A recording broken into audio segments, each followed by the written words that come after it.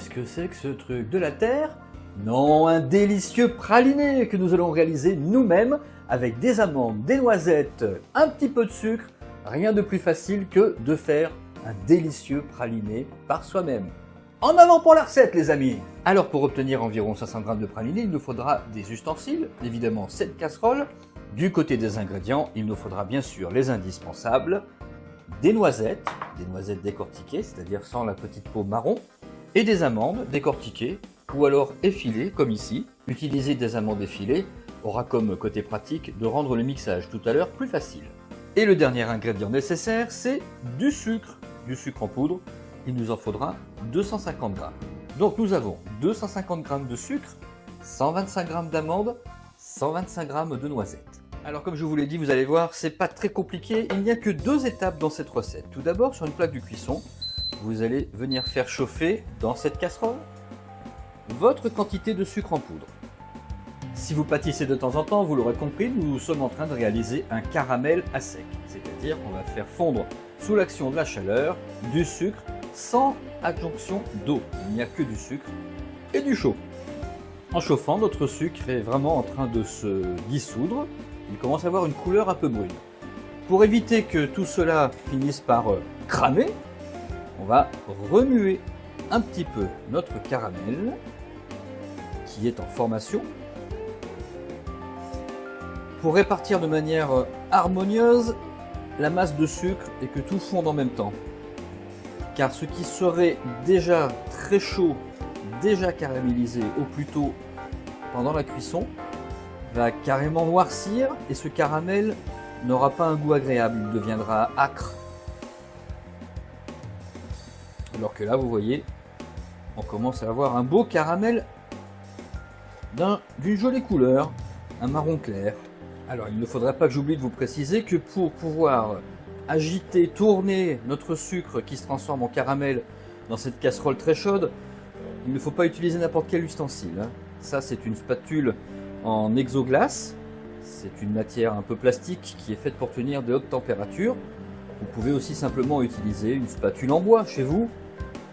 Je ne vous conseillerais pas en revanche d'utiliser des spatules en silicone qui risquent de ne pas aimer les températures chaudes. Et le praliné au silicone, c'est pas très bon. C'est pas très digeste. Voilà, notre caramel commence à arriver à la bonne consistance, c'est-à-dire liquide, avec un marron qui est encore assez clair.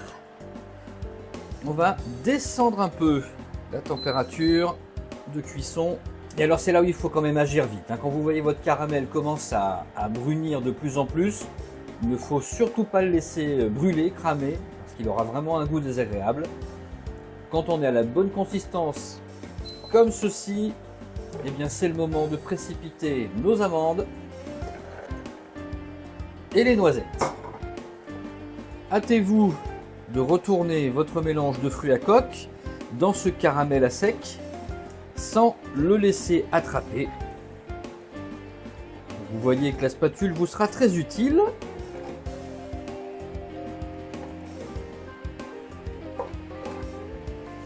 Il faut que l'intégralité de nos noisettes et amandes soit recouverte du caramel.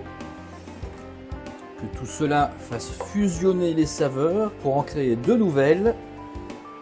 Un bon goût de torréfaction, un bon goût de caramélisation. Nous saluons Monsieur Maillard qui a révélé au monde la fameuse réaction qui porte son nom, qui est celle du principe de la caramélisation. Et là, on est bon. On va enlever notre futur praliné qui commence déjà un petit peu à attraper.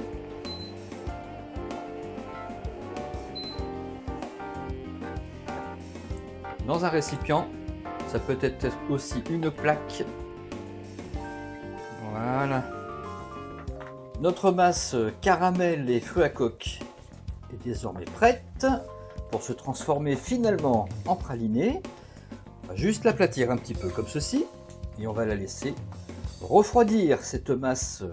Évidemment, notre préparation est très chaude, donc moi je vous recommande plutôt de laisser refroidir à l'extérieur ou sur le rebord d'une fenêtre ou sur un balcon, plutôt que de placer votre praliné à refroidir dans un frigo ou un réfrigérateur où la chaleur sera trop importante et risque de le déstabiliser. Au bout de quelques dizaines de minutes, notre amalgame noisette, amande et caramel à sec a refroidi complètement. Vous voyez, il est bien dur.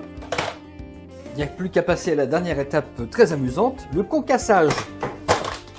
On va le concasser de manière grossière. Moi j'utilise, vous voyez, le dessous d'un rouleau à pâtisserie.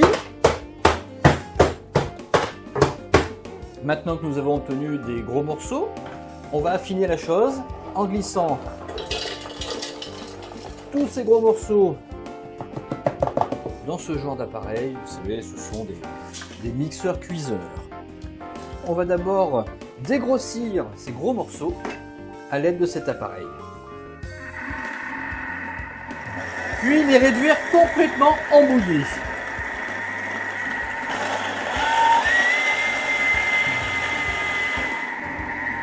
Au bout de 1 à 2 minutes de mixage intensif, vous voyez apparaître une pâte. Cette pâte, c'est du praliné.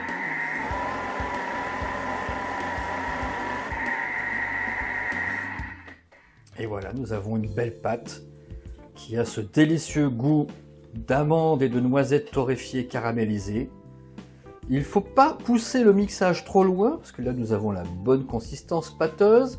Si on avait poursuivi de faire tourner notre mixeur, eh bien nous aurons dissocié l'huile contenue par les noisettes et par les amandes du reste, et du coup nous aurions eu un praliné moins homogène.